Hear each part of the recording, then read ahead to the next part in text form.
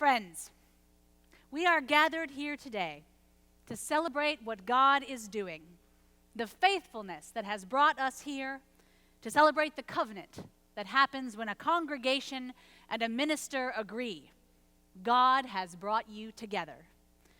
And though through many months of meetings and prayer, and I'm certain tears and cups of coffee and cups of something stronger, your pastoral nominating committee and your session have listened fervently for the word of God to come. And that word is Mike Ulasewich, which is a lot of fun to say. Mike, thank you for answering God's call. Thank you for choosing this day to serve the Lord. And now before I go any further, I need to tell you all how important this day is to me. For some of you might not actually know or might not remember, but I am a daughter of this church.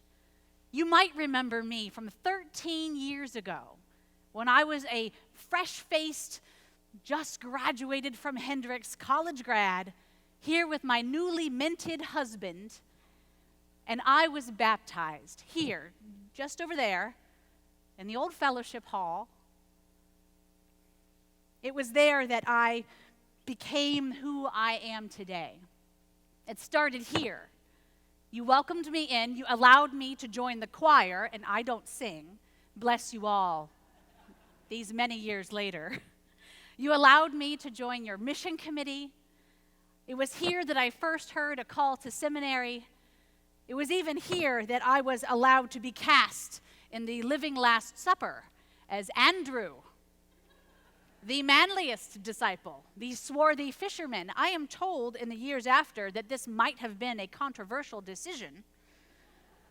But I can tell you now that wearing a robe and rope sandals and a full beard, I look like Chuck Norris of the Dead Sea. It's true. But more than kudos for cross-gendered casting during Holy Week. Yeah, I know. Very progressive. This church needs to know how powerfully the Spirit moves here. Across space and time, how threads of mercy and grace that you did not know were being woven will tie us together forever, despite ourselves. You don't know how the Spirit has used you. I want you to remember. I want you to remember that first real, recognizable moment when you belonged to this place. I want you to think back to when you first belonged here. When was this first home? When did you claim this place? For me, that moment was before I was baptized. I was sitting in one of those old gray chairs, the ones that all hooked together and made those hideous pews. I was sitting in the fellowship hall on Easter, back when it was the sanctuary. And I was looking out that big arched window above the choir. A window that in another church might have been stained glass, but in this church was clear. And out it, I could see an impossibly blue sky and the tiny green leaves of a young tree. And amid the choruses of the Easter hallelujahs and that overpowering smell of lilies, I had this gut sense that this was the right place and the right time, and that I belonged here. I realized that I wanted to belong to you and what God was doing through you and with you. I chose that day to become a new member of First Presbyterian Church Conway. And so I need to thank you for choosing me. Everything that I am and all that I've done to this point can probably be traced back to that moment on that uncomfortable gray chair.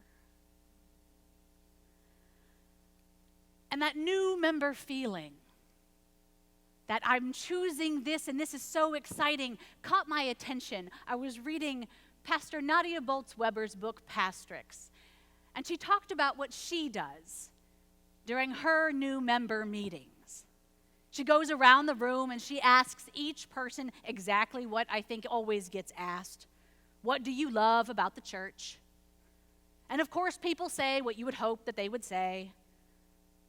I feel like I belong here. I feel the presence of God. I have been forgiven. I love the music. I love the worship. But Pastor Nadia always goes last so that she can say this. I tell them that I love hearing all that I too love being in a spiritual community where I don't have to add to or take away anything from my own story to be accepted. But I have learned something, and I wanted them to hear me. This community will disappoint you. It's a matter of when, not if. We will let them down, or I will say something stupid and hurt their feelings. I then invite them on this side of their inevitable disappointment to decide if they'll stick around after that happens. If they choose to leave when we don't meet their expectations, they won't ever get to see how the grace of God can come and fill those holes left by our community's failure.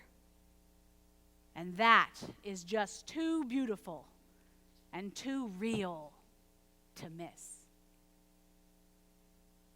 Choose this day what you will do someday when you are disappointed. That has actually become my favorite go-to wedding sermon. Especially when couples choose our text from today, 1 Corinthians 13. They always want that text. And so I really relish getting to tell some gooey-eyed young couple that love is patient, love is kind, is not some vague endorsement of Hallmark romantic frippery. No. 1 Corinthians 13 is an incredible promise. It's a fight song of what love can look like in the middle of a disagreement, especially in a community that is contentious and challenging. I mean, Paul wrote this letter for the Corinthian church who was in the middle of a worship war about whether or not they should have speaking in tongues. I admit that's not a Presbyterian problem. But the advice still stands through time. Love doesn't give up. Love doesn't walk away. Love doesn't count the cost. Love endures. Love sticks it out. And so I tell those young lovers standing before me in their ridiculous outfits, choose this day what you will do when your relationship disappoints you. Choose this day, on this side of heartbreak, when you are resplendent with joy and optimism and surrounded by those whom love you. Choose this day what your best self wants to do when your worst self stands tall. Someday when you are hurt, choose now what you will do then. Choose love. And it isn't because we are actually capable of doing this kind of love. This kind of love might be our best selves if we are lucky or blessed. This is the kind of love we can only do when God is with us. That's because this is God love. God is patient. God is kind and enduring and hopeful. God's love won't die no matter what we do to it. And this is the love that God has for you, First Presbyterian Church of Conway. And it has been shown again and again and again in sons and daughters return to you to say, look how you loved me. And in who God has brought to be your next shepherd. You are not perfect, but you are beloved. God knows you better than you know yourself. And in that way, God has provided for you the person of Mike. You have never had a pastor like him. And that is not only because he is unique, like a snowflake, but because you have never been before who you are now. It's like a joke that was a total revelation to me. I don't act my age. I've never been this age before. It's true, there is no instruction manual on how to do right now. So recognize it. This is different. And just like Joshua told the Israelites, I'm going to condense that entire passage. You want a covenant? Okay. You are witnesses against yourself. You want this? Act like it. Of course, the same must be said to Mike. God knows you better than you know yourself. You have chosen to answer the call to pastoral ministry, and yet you have never had a congregation like this one. Not only are they unique, like snowflakes, but you have also been carefully prepared to serve these people at this time. And so I ask you, Mike Ulasewich, choose this day whom you will serve. The temptation of the idols of power and position, or the God of all, who has called you as a teacher and a servant. And congregation, I ask you as well. Choose this day whom you will serve. The idols of your past, or the God of your future. Who will any of us serve?